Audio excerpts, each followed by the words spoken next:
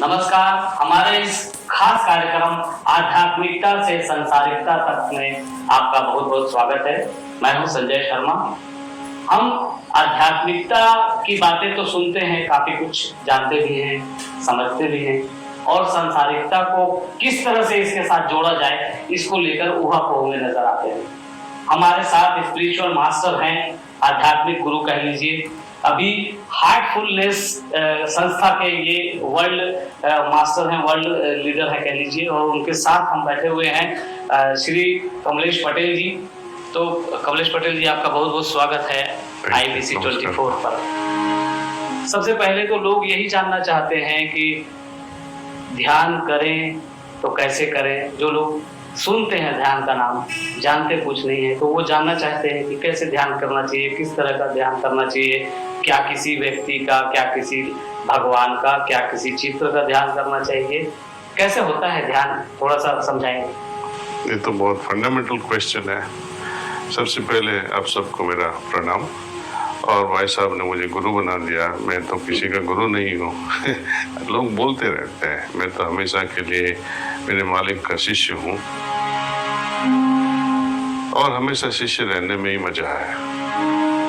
ध्यान कैसे करें और ध्यान किस चीज पे करें, क्यों करें, तो मैं एक चीज आपको बताऊंगा। सबको सुखी रहना है, आनंदित रहना है। सुख और बेचैनी दोनों साथ में नहीं रहते हैं। जब बेचैन होता है दिल, तो आप सुख को पा सकोगे? नहीं हो सकेगा। और ये जो मन की हालत है, जहाँ रेस्टलेसनेस को निकाल के, बेचैनी को निकाल के एक तरह की एकाग्रता पे हम पहुंचे, वो मनन के सिवा नहीं हो सकता है। मन को मनन करने की बहुत जरूरियात है। और ये मनन कैसे करें? जब तक हमारा माइंड फोकस ना हो। और फोकस माइंड कब हो सकेगा? जब हम ध्यान करेंगे। तब जॉइन द डॉट्स। हैप्पीनेस का रूट्स ध्यान में है। कैसे करें, किस पे करें? ध्यान करने के लिए सही गुरु की जरूरत है। Simple subjects like physics, which are so limited, mathematics, chemistry, biology, psychology, literature, history, geography, इनके लिए हमारे पास टीचर्स हैं, सालों तक डगेटते रहते हैं। लेकिन जो सब्जेक्ट असीमित है, उसके लिए हमने कहीं ध्यान नहीं दिया, है ना। उसके लिए तो हमें किसी को पकड़ना पड़ेगा, और जिन्होंने प्राप्त किया है। लेकिन आप सब ढूंढते फिरते रहो। उससे पहले मैं आपको बताऊं कि जब भी अच्छा गुरु मिलेगा, सही गुरु मिलेगा, आपके दिल को शांति मिलेगी। आप ध्यान करो या ना करो, उनकी पहलू में जब बैठोगे आप, तो उनका असर पड़ेगा ही। दूसरा चीज, वो जब बताए कि ध्यान करना है, तो वो उनमें इतनी कैपेसिटी होनी चाहिए कि प्राणाहुति की वजह से वो हमें अपने चेतना के अलग अलग स्तर पे ले जाए और हर स्तर का अनुभव कराए। तो यहाँ हार्टफुलनेस में हम वही करते हैं।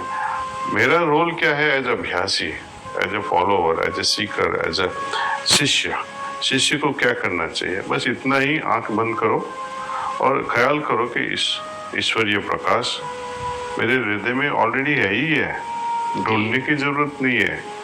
उनसे सिर्फ प्रार्थनामयी होके इतना बताना है कि मुझे आपका अनुभव करना है, बस। दूसरी बात कि जब ये गुरु जी हमारे हैं, वो हमको ट्रांसमिट करते हैं, ये प्राणाहुति, योगिक ट्रांसमिशन, जो हमें अंदर एकदम समाधिवश कर देते हैं। आप अपने घर पे हो, आपको यदि अभी चाहिए, अभी भी जब हम यूयू कर रहे हैं, 10 मिनट के बाद या 15 मिनट के बाद जब आप टीवी बंद करोगे, आपके मन में चेष्टा होगी, मैं आपको एक सिटिंग और मेडिटेशन सेशन करवाऊंगा। आप जहाँ भी हो बैठो, आंख बंद करके, और सिर्फ इतना सोचो कि मेरे हृदय में ईश्वरीय प्रकाश मौजूद है। मैं यहाँ से आपको ट्रांसमिट करूंगा। जब भी ये बात सुनो, आज नहीं तो कल, प्रार्थना ईश्वर से करो, हम आपको योगिक ट्रांसमिशन देंगे, प्राणाहुति का स्रोत आपकी ओर भेजेंगे और आप उनका अनुभव करने के लिए कैपेबल हो जाओगे। लेकिन ये एक के दिन के लिए नहीं है, आप जब भी चाहे ये कर सकते हैं, लेकिन जरूरी है प्रशिक्षक जो हमें सिखा सके। जी इनिशिएशन करना, दीक्षा लेना जरूरी है।